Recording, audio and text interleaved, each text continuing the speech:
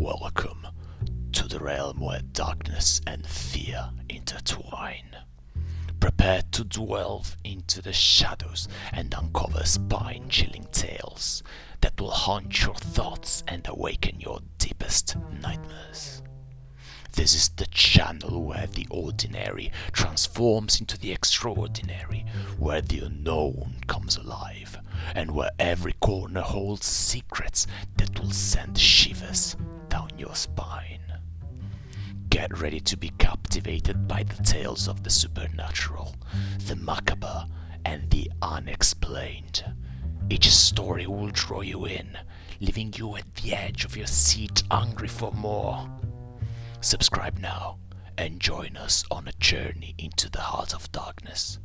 But be warned, once you step into a world, there is no turning back.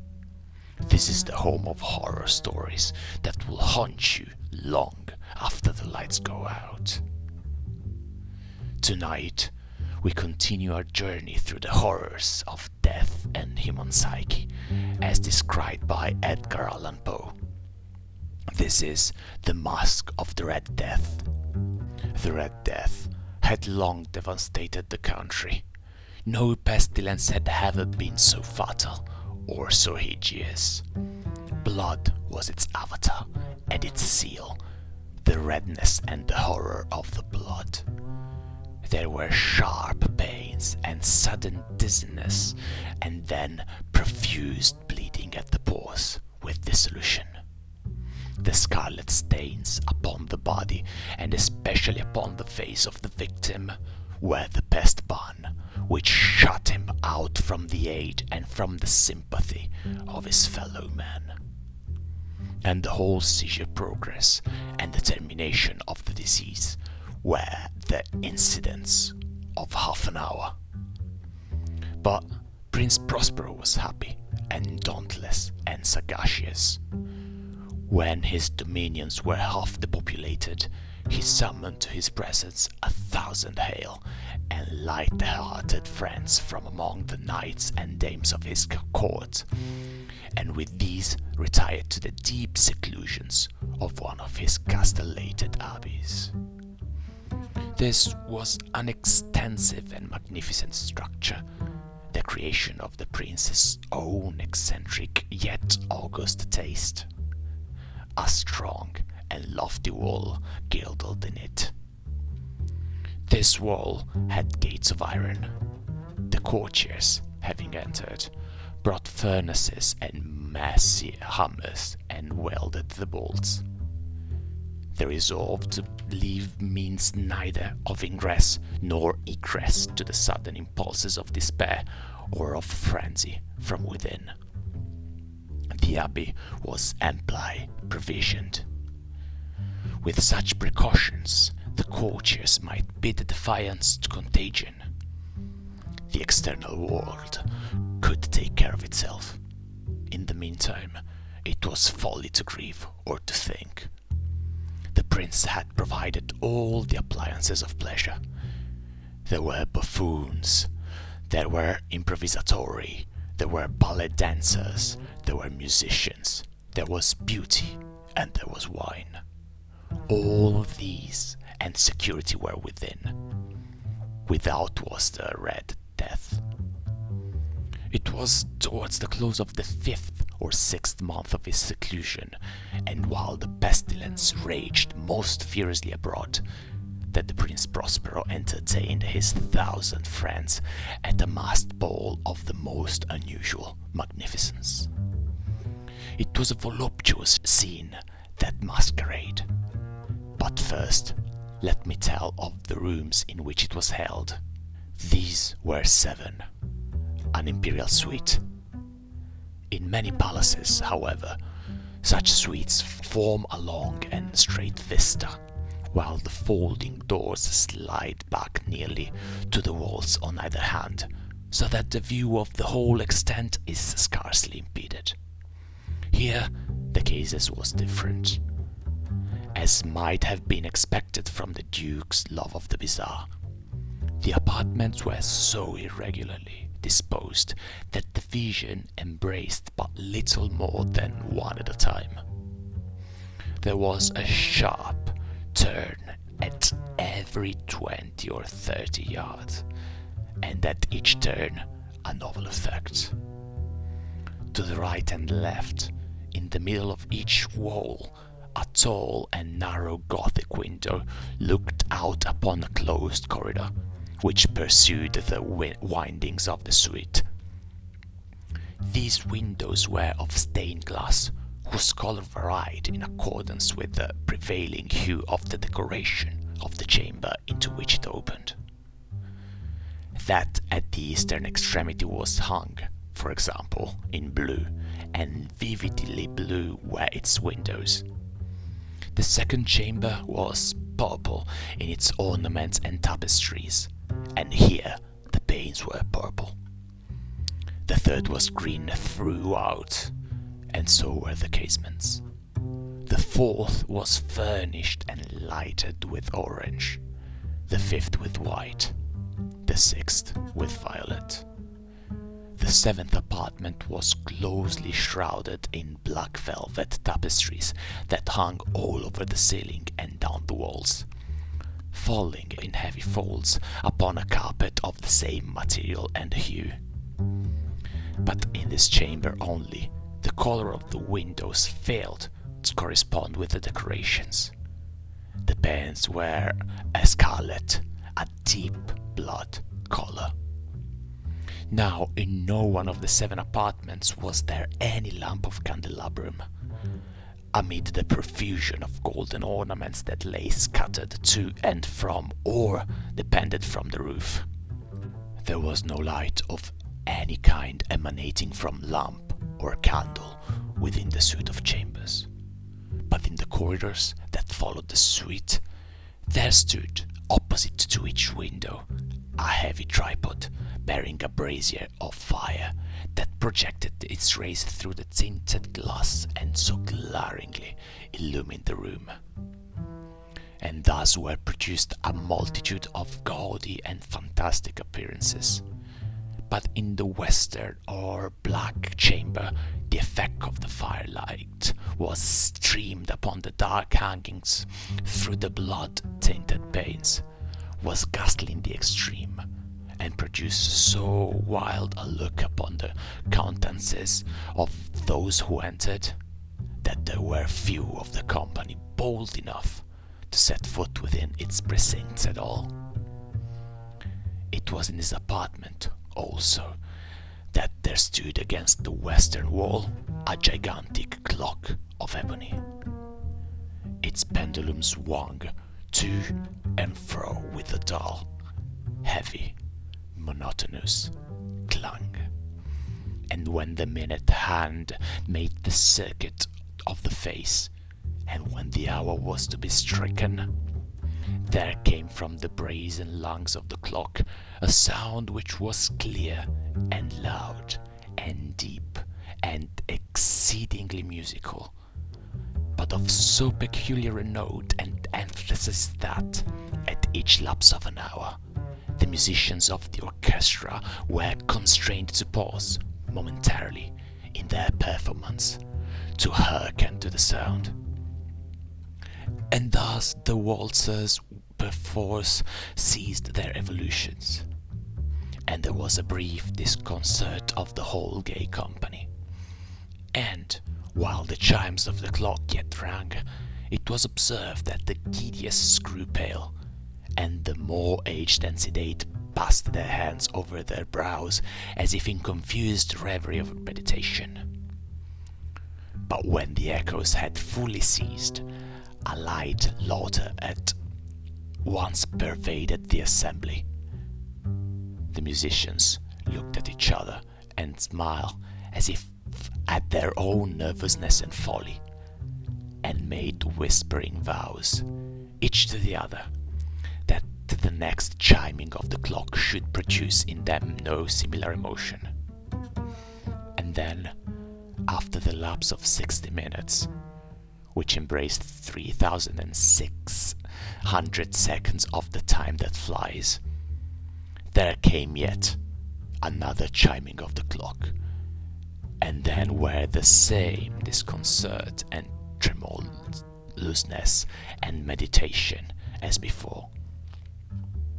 But, in spite of these things, it was a gay and magnificent revel. The tastes of the Duke were peculiar. He had a fine eye for colour and effects. He disregarded the decora of mere fashion. His plans were bold and fiery, and his conceptions glowed with barbaric lustre. There are some who would have thought him mad. His followers felt that he was not.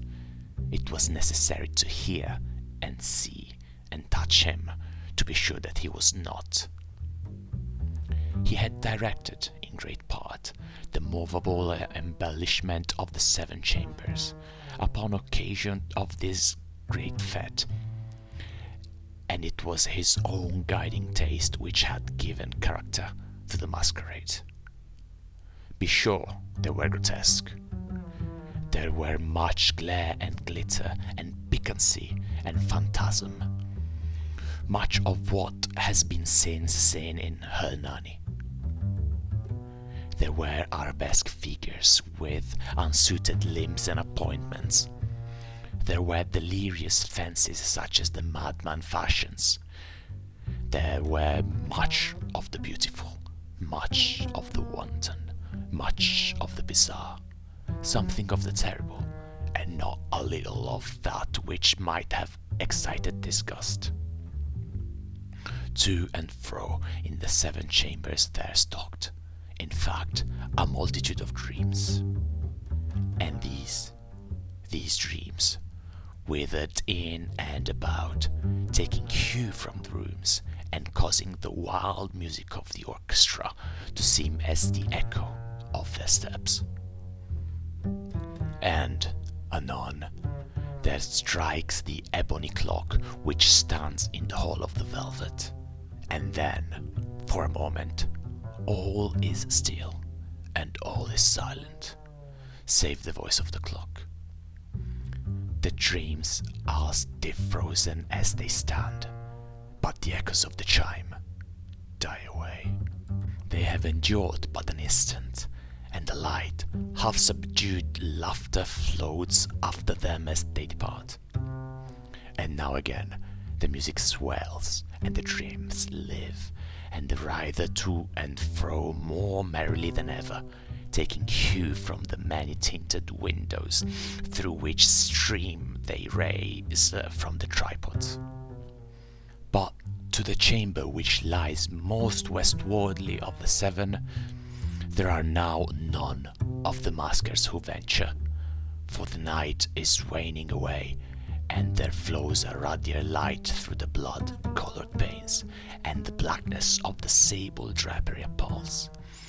And to him whose foot falls upon the sable carpet, there comes from the near clock of ebony a muffled peal, more solemnly emphatic than any which reaches their ears who indulge in the more remote gaieties of the other apartments.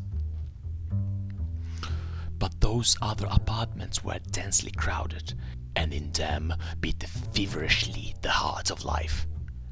And the revel went witheringly on, until at length there commenced the sounding of midnight upon the clock. And then the music ceased, as I have told, and the evolution of the waltzes were quieted, and there was an uneasy cessation of all things as before. But now there were 12 strokes to be sounded by the bell of the clock, and thus it happened, perhaps, that more of thou crept with more of time into the meditations of the thoughtful among those who revelled.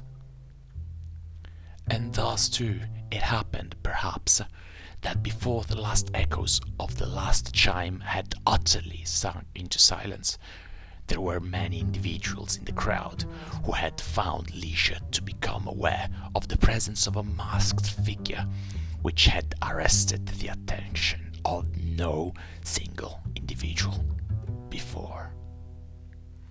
and the rumor of this presence having spread itself whisperingly around, these arouse at length from the whole company a buzz or murmur, expressive of disapprobation and surprise, then, finally, of terror, of horror, and of disgust. In an assembly of phantasms such I have painted, it may well be supposed that no ordinary appearance could have excited such sensation. In truth, the masquerade license of the night was nearly unlimited, but the figure in question had out-Herod and gone beyond the bounds of even the prince's indefinite decorum. There are chords in the heart of the most reckless which cannot be touched without emotions. Even with the utterly lost, to whom life and death are equally jests, there are matters of which no jest can be made. The whole company, indeed, seemed now deeply to feel that in the costume and bearing of the stranger neither wit nor property existed. The figure was tall and gaunt, and shrouded from head to foot in the habiliment of grave. The mask which concealed the visage was made so nearly to resemble the countenance of a stiffened corpse that the closest scrutiny must have had difficulty in detecting the cheat. And yet all this might have been endured, if not approved, by the mad revelers around. But the mummer had gone so far as to assume the type of the Red Death. His vesture has doubled in blood, and his broad brow, with all the features of the face, was besprinkled with the scarlet horror. When the eyes of Prince Prospero fell upon this spectral image, which, with a slow and solemn movement, as if more fully to sustain its role, stalked to and fro among the waltzers, he was seen to be convulsed in the first moment with a strong shudder, either of terror or of disaster, but in the next his brow reddened with rage. "Who dares?" he demanded hoarsely of the courtiers who stood near him. "Who dares insult us with this blasphemous mockery? Seize him and unmask him, that we may know whom we have to hang at sunrise from the battlements." It was in the eastern or blue chamber in which stood the Prince Prospero as he uttered these words. They rang throughout the 7 rooms loudly and clearly, for the prince was a bold and robust man, and the music had become hushed at the waving of his hand. It was in the blue room where stood the prince with a group of pale courtiers by his side. At first, as he spoke, there was a slight rushing movement of this group in the direction of the intruder, who at the moment was also near at hand, and now, with deliberate and stately step, made closer approach to the speaker. But from a certain nameless awe with which the mad assumptions of the mummer had inspired the whole party, there were found none who put forth hand to seize him, so that, unimpeded, he passed within a yard of the prince's person, and while the vast assembly, as if with one impulse, shrunk from the centers of the room to the walls, he made his way uninterruptedly, but with the same solemn and measured step which had distinguished him from the first, through the blue chamber to the purple, through the purple to the green, through the green to the orange, through this again to the white, and even thence to the violet, ere a decided movement had been made to arrest him. It was then, however, that the Prince Prospero, maddening with rage and the shame of his own momentary cowardice, rushed hurriedly through the 6 chambers, while none followed him on account of a deadly terror that had seized upon all. He bore aloft a drawn dagger, and had approached in rapid impetuosity to within 3 or 4 feet of the retreating figure, when the latter, having attained the extremity of the velvet apartment, turned suddenly and confronted his pursuer. There was a sharp cry, and the dagger dropped gleaming upon the sable carpet, upon which, instantly afterward, fell prostrate in death the Prince Prosper. Then, summoning the wild courage of despair, a throng of the revelers at once threw themselves into the black apartment, and seizing the mummer, whose tall figure stood erect and motionless within the shadow of the ebony clock, gasped in unutterable horror at finding the grave cerements and corpse-like mask, which they handled with so violent a rudeness, untenanted by any tangible form, and now was acknowledged the presence of the Red Death. He had come like a thief in the night, and one by one dropped the revelers in the blood-bedewed halls of their revel, and died each in the despairing posture of his fall. And the life of the ebony clock went out with that of the last of the gay, and the flames of the tripods expired, and the darkness and decay and the Red Death held illimitable dominion over all. I hope you enjoyed this one. See you soon.